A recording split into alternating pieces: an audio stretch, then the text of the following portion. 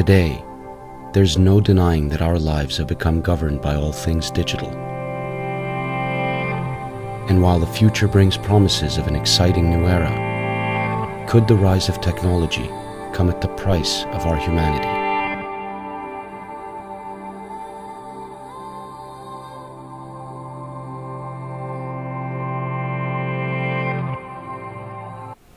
Regardless of whether you think, social technology and the internet is good or bad, it is. The internet is global.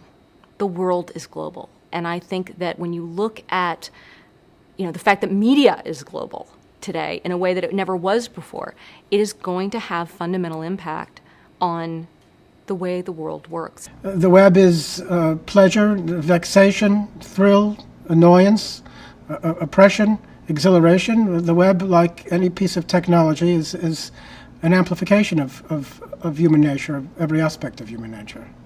Like all technology, it's a double-edged, triple-edged. The sword has multiple edges. Despite what the boosters of the internet say, technology, no kind of technology is a cure for human nature. Technology is an amplification of human nature, an amplification of all aspects of human nature. It's about balance. It's not that they're inherently bad, and it's not that texting or social media is inherently bad, but it's when it gets out of balance. If somebody carries their phone wherever they go, like they physically feel anxiety if they put it down, when they're with their friends and have to have it up the entire time looking at the phone while they're with their friends, when they wake up in the morning and check their phone before they say good morning to the person sleeping next to them, these are problems. This is out of balance. And it's the choice of people and the people who are using it as to what they want to do with it. It is the most empowering generational shift that has ever happened. And I think that is what makes it so compelling and so inspiring and so much fun. When you look at the fact that you can be sitting in your pajamas on your couch and help drive world peace, that is actually happening today. That's possible in a way that it was never possible before. And I think that that's something that is incredibly important. So, does it mean that people have shorter attention spans? Yes. But is that a bad thing? Maybe, depending on what your point of view is. So when I look at whether social technologies and the social web is a good thing or a bad thing, if it's horrible for society or wonderful for society, I think the reality is that it's here. It's not going away. And so it's up to people who use it to decide whether it is going to represent the best of human nature or the worst of human nature. And realistically, it's probably going to be a little bit of both. I think the price we pay for having easy access to so much information, easy, quick access to so much information is we sacrifice some of the depth of our engagement with that information. So the kind of jumping, hopping from bit to bit to bit, clicking on links takes the place of what used to be a more contemplative, I think, approach to thinking about one thing, whether it's one piece of information or the argument or the narrative of a book. It becomes much harder, I think, when you're bombarded by information and other stimuli, as you are all the time on the web, to sit down and really focus on one particular thing. And so we gain kind of a breadth of engagement with information, but the cost is, I think, a certain superficiality in our relationship to that information. We now know that many of the major social media companies hire individuals called attention engineers who borrow principles from Las Vegas casino gambling, among other places, to try to make these products as addictive as possible. That is the desired use case of these products, is that you use it in an addictive fashion because that maximizes the profit that can be extracted from your attention and data.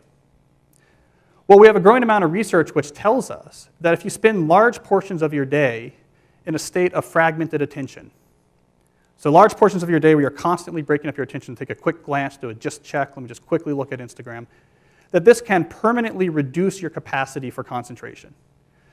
In other words, you could permanently reduce your capacity to do exactly the type of deep effort that we're finding to be more and more necessary when you grow up expecting to be able to find information at a moment's notice, what does it do to your ability to internalize information? And the brain is very, very plastic, very malleable, but at a certain point, it does get wired up, and it gets wired up in a particular way. Throughout my life, books have played an important role in them, and I've always found it easy to immerse myself in a book and get engaged in an argument or a narrative. But a few years ago, as my use of the web kind of picked up, I found it much, much harder to sit down and engage with a book. After a page or two, my mind would start wandering. I'd kind of lose the focus, have to go back a page to reconnect with the argument. And at first, I thought, okay, maybe this is just general, age or something that's causing this. But what I noticed is that the sensation I had when I tried to read or really concentrate on anything was that my brain, my mind, wanted to behave the way it behaves when I'm at my computer or online. It wanted to check email. It wanted to click on links and jump from page to page.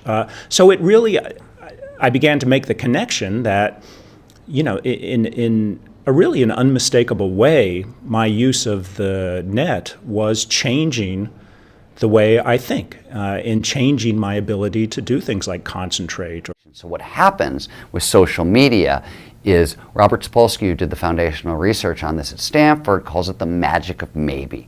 When you look at your phone and maybe there's a text there and maybe there's not, and you don't know, when it shows up, that high you get, that's dopamine. It's the magic of maybe. Maybe it'll be there, maybe it won't. When it shows up, you get a 400% spike in dopamine. That is roughly the same amount of dopamine as you're getting from cocaine. It's slightly less than an extremely addictive drug like cocaine. And that's what's happening. The human brain, like any animal brain, is attuned to distraction. In a sense, it wants to be distracted. It wants to see what's going on in its surroundings. So, it's not it doesn't miss some source of food or isn't attacked by, a tiger or something. If you look at the way the internet bombards us with stimuli, not only hyperlinks and different pages of information, but alerts, from Facebook updates to Twitter alerts to, incoming email and even our phones going off all the time. It creates, in a sense, an environment of information that plays to our desire to, or our need to be distracted. And so it becomes very difficult to keep a focus on anything when 5 different things are happening at once on your screen or between your screen and your smartphone and so forth. And it's just all sorts of environmental stimuli that come through, this information medium and keep us pretty much permanently distracted when we're online. My biggest concern is the unfettered access to social media and cell phones, quite frankly, because there's a biology to these things that are as addictive as alcohol, nicotine, and gambling. Let's get real about this. Connection is what humans crave. It's what we are all about. It's something that separates us from animals. It even comes before the fact that we have language, because the language is an example of a if you like, a neural technology we have created to answer this need for connection. We are the social animal par excellence. There's an inverse correlation between the number of friends we have and the depth of that friendship. So somebody who lives in a city can have hundreds of people they call friends. Somebody who lives in a small town can have dozens of people they call friends. But for both of those people, there's fewer than half a dozen people you'd give a kidney to. Right? What's happening is, because we're allowing unfettered access to these dopamine-producing devices and media, basically it's becoming hardwired, and what we're seeing is as they grow older, too many kids don't know how to form deep, meaningful relationships. Their words, not mine. They will admit that many of their friendships are superficial. They will admit that their friends, that they don't count on their friends, they don't rely on their friends, they have fun with their friends, But they also know that their friends will cancel on them if something better comes along. Deep, meaningful relationships are not there because they never practice the skill set, and worse, they don't have the coping mechanisms to deal with stress. So when significant stress starts to show up in their lives, they're not turning to a person, they're turning to a device, they're turning to social media, they're turning to these things which offer temporary relief. So if a person is brought up looking at screens and using the web and being bombarded by information, then the question is, will the brain circuitry necessary to do things like deep reading, deep thinking, will those circuits ever even come into being? Will they be wired for that kind of thinking, or will they be wired completely for internet type of thinking, for taking in lots of information very, very quickly? And I think that's the big fear, is that we'll end up with a generation of people who are very good at using the net and very good at finding information and processing information very quickly, but don't really have any capacity for contemplativeness or for concentration or for deep engagement with information. The more we use the web, the more we train ourselves to skip very, very quickly among many pieces of information, and we lose the ability to stop and concentrate. And so you could say that the outcome of that will have, access and ability to process huge amounts of little snippets of information, but we'll kind of begin to sacrifice the ability to create the associations ourselves among those bits of information that I think lead to true knowledge and ultimately wisdom. I argue that we're all a bit too connected. And we live in a lot of electronic noise that we don't even think about.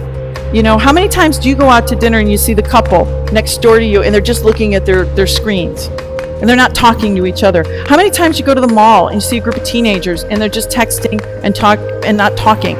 I challenge everyone to take a 48-hour digital detox in your own life. Maybe it's Friday night, you plug the phone on the charger, and you don't look at it again till Monday morning. Or take any 2 days, and people go, well, no, I need to check my phone. What are you saying? That's ludicrous. But you know what? I guarantee you will feel better.